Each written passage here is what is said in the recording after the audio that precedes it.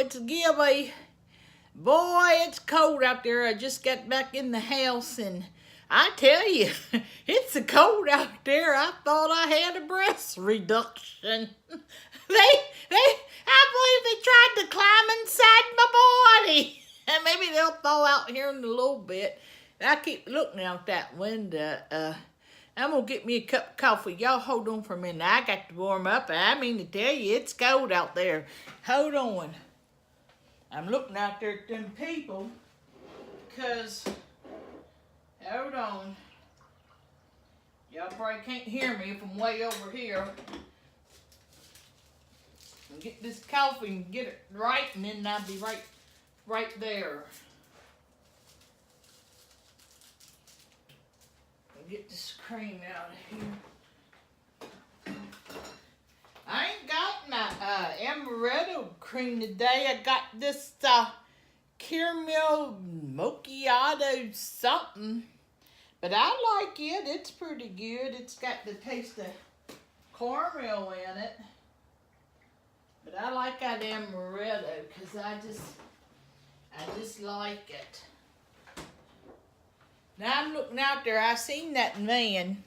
He got out that car and out on that sidewalk. It's cold. It's supposed to get down with wind chill factor about negative 30-some degrees. Something my bones can't take. But I believe there's a dead cat laying out there, and I believe it's done frozen and on that sidewalk. And then people just get out and walk around it, and if I can see it from over here, I know good and well they can see it, but they ain't picked it up yet. So I imagine I ain't gonna pick it up no negative 30-some degrees. But I tell you what, I'll go get it when it gets warm enough. If ain't nobody picked up that poor cat by then. But anyway, I'm gonna get on into the story. When I seen that cat out there, it reminded me of a time when it was cold like this once before. And I remember I was about 17 years old, my senior year of high school. And I was about to graduate that year, but it was the winter time. And I was working in the restaurant as a waitress. And one day I was working, and you don't make much money. At least back then, you certainly didn't make that much money working as no waitress. So you was counting on your tips, but they said, "Hey, Gibbie," they said, "there's a man out there stealing your tips off the table." And I said, "What?" And I went out there and I seen the man walk out, and I knew who it was. Wasn't nobody but Bill Jack. And I tell you, that day I couldn't believe he would come in there and steal my tips off the table. So I didn't know what happened to Bill Jack. I knew about him, when I was a kid growing up. He's always over to my aunt's house and stuff. But so the next day I worked, and he come back again, and he was stealing my tips off the table. So then I started asking around, where's he living at? Because I'm going to have it. I didn't want to talk to him in front of all them people and embarrassing. But I didn't know why I ain't never known Bill Jack steal nothing. But 2 times was too many for me. So here to find out, he was living, hold on. He was living down there in old Peggy Sue's old 2-bedroom shack. And he did have a house right down the road from where I lived, but I think they condemned that place. It was falling apart, and he was too old and had done started drinking and all that, and he wasn't in no shape to do nothing to it, and I guess he didn't have no money to do nothing to it. But anyway, I went to that shack, and I knocked on the door, and before he could even say anything, the door just flung wide open. It was freezing cold. He was in there. Looked like them clothes, he ain't had clean clothes in months. Wasn't no heat. It was old wood coal stove in there. And just was not fit for a human being to be living in there. And I thought, oh my Lord, what done happened? So I don't know why somebody wouldn't help him, but you know how people are. You known as the town drunk, don't nobody pay you no mind. They ain't gonna reach out and help you. So I called a friend of mine, and I decided we was gonna try to at least clean it up a little bit for him and get him some heat going, because he's gonna lay in there and die. And in my hometown, there wasn't no such thing as nursing homes then. You had to go out to like to out of town to a nearby town. There wasn't no nursing homes at all. I guess, I don't know, people just took in their elderly and just took care of them. And but there wasn't nobody to take care of him. I ain't never known but one person in his life, and that was his wife. And at that time, she had been long gone. But anyway, so a friend of mine, Janie, we started gathering up stuff, and we got wood, and we took food in there, and we got it cleaned up best we could. And we just told him, okay, now if you need anything, you ask us when you see me. Don't come steal my tips off the table. So he said okay, and he was all right, and all thank you, and he was grateful that we come in there and did what we did. Well, wasn't much longer. I bet you wasn't for 3-4 days. And they said, Gibbie, that same man's back out there stealing your tips off the table. And I said, now I mean to tell you, I couldn't believe it, because I done took food and everything up there to that man, and he still come in there stealing my tips off the table. So I had it. When I got off work, boy, I went straight over, and I said, Bill Jack, I said, now you're going to stop or I'm going to call the law. And I said, why? I said, we gave you everything you needed. Why would you still keep coming in there, stealing my, and I thought maybe some dementia, but he was talking just fine. I mean, his words was slurred, but I couldn't hear enough to make me think no memory was going away. But he said, I'm hungry. And I said, how you hungry? And I said, we brought all kind of food and stuff you could, fix for yourself. And I had a guy up there that agreed to keep the fire going. We had him enough wood and stuff. And here to find out, I tell you, this is a good example of how and why we should not judge people, because sometimes we just don't know. And it just never dawned on me. And I tell you, I couldn't believe in all that. It just didn't even dawn on me. Most of the food that we gave Bill Jack was in a can. And we didn't give him a can opener. So he couldn't even get it open to eat it, and that's why he was still hungry. So by the time we figured all that out, I still said, we kept him warm like that and kept him fed for a couple of weeks. And so finally I asked my aunt, and I said, look, we got to call some authorities or something, because he can't keep staying down there like that. He's going to lay down there and die and freeze to death. So anyway, she tried to call somebody, but time went on by, and I don't know what happened. The guy lived up from him. He kept trying, but I was going to school, and I was getting ready to leave for college. And by the time I left for college, he was out of that 2-room shack. So I said, they must have took him up to the town up above us to the nursing home place. But then I noticed right before I was getting ready, about a couple weeks before I was getting ready to leave for school, I looked down the road, and they had thrown all the stuff out to his house where he was living. And I said, oh my goodness, I said, they must go and tear that place down. But I believe somebody actually bought the place, but they set it all out. And, nobody would go in there. When he was in there and his wife passed away, the cats just took it over. You couldn't even hardly walk through there. So anyway, and I said, they just going to sit it out there? And everybody kept saying, oh, ain't nothing down there but trash. Ain't nothing worth, keeping or nothing. And I thought, well, could be paperwork, business papers, life insurance. I don't know. Nobody seemed to know where he come from. So anyway, before I know it, the word came down that he had passed away. And I thought, oh my Lord. And I thought, this is the last of him. And so I went on down there one morning, and I said, well, where's his family? Where's, who did it? They said there wasn't nobody to call. Well, they done cremated him and everything time I found out anything. So I went on down there because I said, somebody needs to know that this man has passed away. And I said, somebody's out here related to him. So I went on down there and I went through the papers and I tried to, I put some gloves on because it was a little rough. But I went through the papers and stuff and I found his Bible.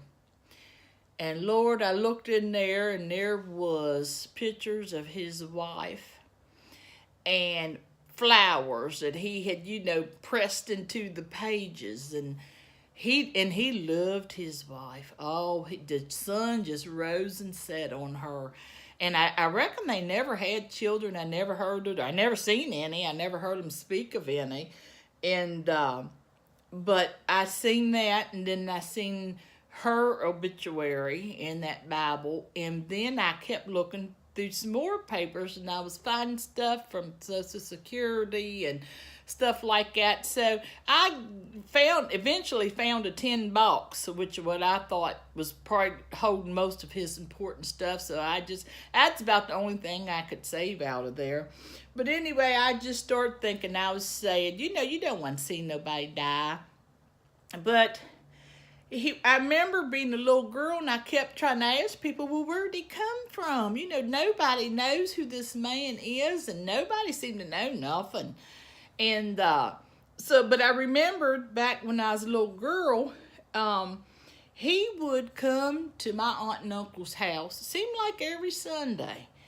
And he'd sit on that porch. He'd be all right when he got there, but by the time he got ready to leave, him and my Uncle John, they was tilting time they got ready to leave. And I remember my aunt come out there cursing them out, and sometimes she'd chase him off the porch with the broom because he wasn't leaving. And I kept thinking, well, when they let them come there to begin with and then chase them off with the broom for? But here's something about my uncle I didn't know. I guess he had a little bootleg business going on. I'd wonder when I was growing up, everybody walk in and then they turn around, walk back out and have a little brown paper bag. And I kept saying, well, they ain't never gave me nothing in no brown paper bag.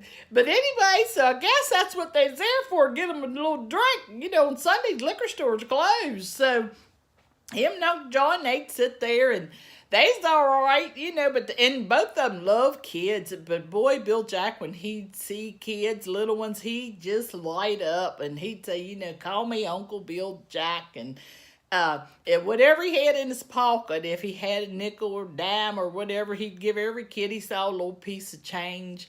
And he just loved children. But I tell you, I remember sometimes him and my aunt, they'd have a hell of a round. She'd cuss him, he'd cuss her.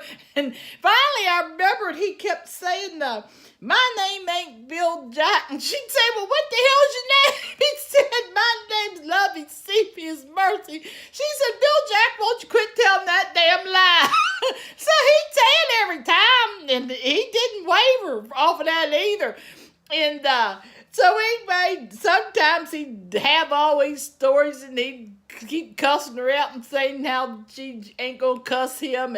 But he'd say and said, well, why we been calling you Bill Jack all these years if that ain't your damn name? And he said, 'cause that was my fighting name. She said, what you mean you damn fighting? He said, my name was Battling Bill Jack. She said, well, your name right now is Get Your Ass Off My Porch. So she'd put him out. She didn't listen to none of that nonsense he was saying. But he said it over and over and over again. His name wasn't no Bill Jack. Said it was Lovey Cephas Mercy. So anyway, I was sitting there later on that night, and I went through that box. And let me tell you, here to find out he wasn't lying. He wasn't lying at all. He was a Golden Gloves prize fighter. He's come out of Chicago, I think by the way of New Orleans, however you say it. But he was Creole. And his real name was Lovey Cephas Mercy. And I tell you, I couldn't believe it. People couldn't believe it either. But he was a fighter. And then I guess when he couldn't fight no more, somehow he found the love of his life. And I tell you, his wife was beautiful. She was a beautiful woman, and he was so in love with her. And but you know what? After all was said and done, I said, at least he had somebody that loved him, and he loved her, and they had just a beautiful marriage until she got sick. And so whoever her family was, they come and got her. And when they come and got her and took her away, and then eventually she passed away, he just turned to drinking, and he was never the same again. But he always, before he started drinking, he was a man that dressed real well. Yeah, so he had been cultured, and he'd been around the world and learned some things. Back in them days, I believe he's born back in the 1920s. I remember what was on that paperwork. But for somebody to die and to not have nobody there, and just to think that this man, he lived, he had a life, he was a Golden Gloves prize fighter, he was married, he was a kind soul. And for him just to have lived all those years and died an old man and nobody to know, no, and I said, that's why I said today when I thought about him, I said, I'm going to tell his story. I'm going to tell the story of Bill Jack, because he was a man who had a life and a wife that he loved. And I'm never going to forget him, because he taught me why we shouldn't judge people. We don't know where they come from, what they've been through, why they doing the things that they do.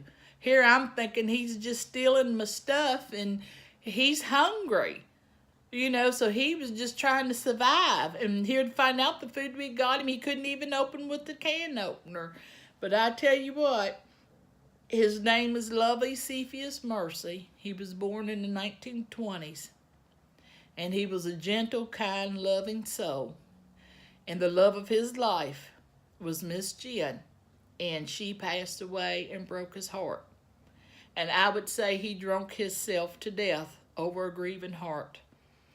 So this Valentine's Day, whether you with somebody or not, or any day, if you've ever been loved and ever loved back in return, but you're by yourself now, don't feel too bad, because some people will never know what it's like to love like that or to be loved like that.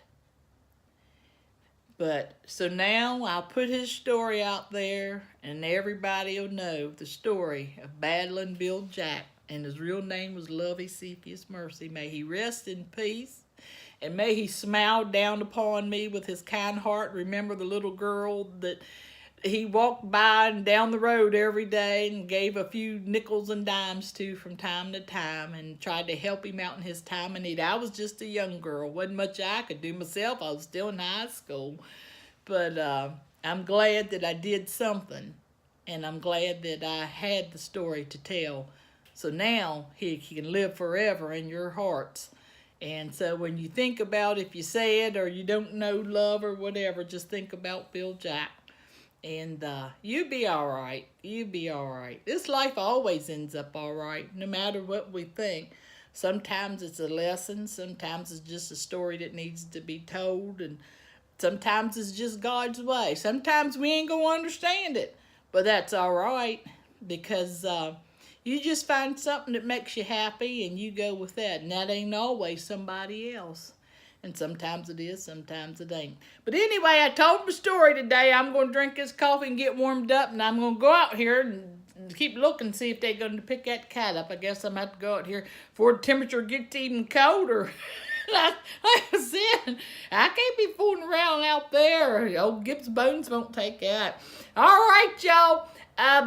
Just stay warm wherever you are. You might be in the warmer part of the country. I didn't know where you are, but I'm dead smack in the middle of this cold. What do they call it? Vortex or something? That cold air. If this world gets even crazier, I'm going to be done for somewhere, or stuck in here under a blanket and ain't never going to come back out. All right, y'all. I love you. I hope y'all enjoyed the story of Bill Jack. And I wish I had a picture. I'm going to still keep looking. I'm going to still keep searching for that, some more information on him. But he was a good looking man back in the day. He really was. And his wife was beautiful. So that's it for today. I love y'all. Hope you enjoyed that one. All right. Bye-bye. Love y'all. Hey, y'all. It's me. One last thing I forgot to say. I forgot to tell y'all.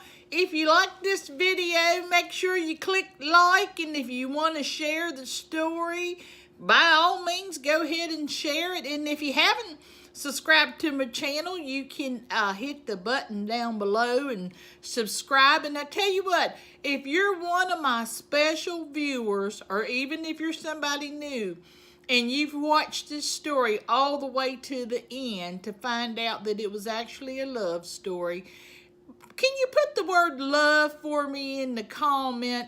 And that way I know that you've listened to the whole story of Bill Jack, and I'm sure he'd love that. But anyway, so that is it. And I'm going to say goodbye to y'all now. And if you click that silver bell once you subscribe, that'll tune you in and get you notified when I put my next story up. All right. Y'all behave yourselves, because I'm going to try and stay warm wherever you are. Yeah, that's it. That's it. All right. Bye, y'all. Love y'all.